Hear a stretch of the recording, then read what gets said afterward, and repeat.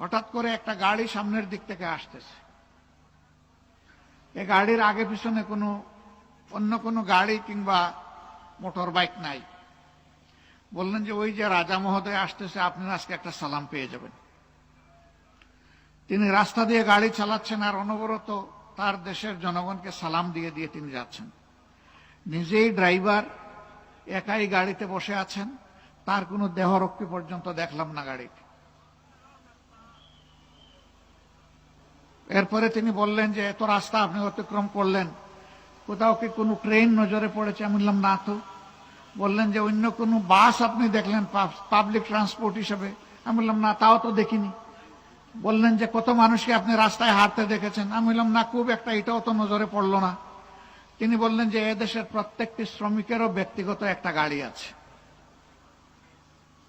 এমনকি বাংলাদেশ থেকে এখানে 53,000 শ্রমিক, তিনি তখন বলেছিলেন আজ থেকে 4 বছর আগে, 5 বছর আগে 19 সালে, যে 53,000 শ্রমিক বাংলাদেশেরও এখানে কাজ করে, তাদেরও প্রত্যেকের এখানে গাড়ি আছে, নিজস্ব গাড়ি।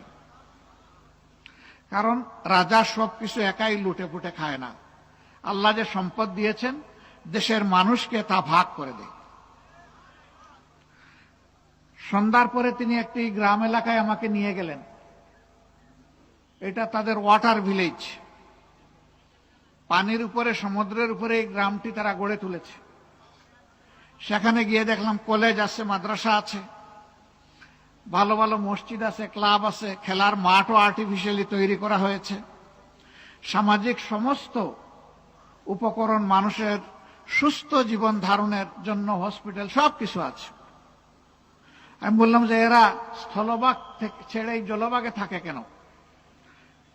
তিনি জবাব দিলেন যে এরা ব্যক্তিগতভাবে মৎস্যজীবী, পেশার দিক থেকে পানির সাথে তাদের গভীর সম্পর্ক, পানি তারা ছাড়তে চায় না।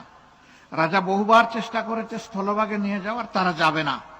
এই জন্য এখানেই তাদেরকে স্থলভাগ বানিয়ে দিয়েছে রাজা। এই সমস্ত সামাজিক উপাদানগুলো এখানে রাজা তাদেরকে দিয়ে দিয়েছে। এটি রাজতন্ত্রের দেশ, সেখানে ভোট নাই, জনগণ ভোট দেয় না, কিন্তু রাজা তার দেশের জনগণকে তার অন্তরে ধারণ করে। এই জন্য রাজার কোনো সিকিউরিটির প্রয়োজন হয় না। রাজা সিকিউরিটি তার আল্লাহর হাতে সঁপে দিয়েছে। আমি বললাম যে কিসের বলে এমন সুন্দর একটি দেশ সে গড়তে পারলো, এমন সুশাসক, সুবিবেচনা প্রসূত একজন শাসক হতে পারলো?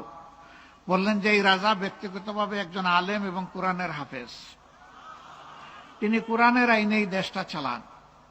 আমাকে নিয়ে গেল 7 তারকা হোটেলে, চোখ লেগে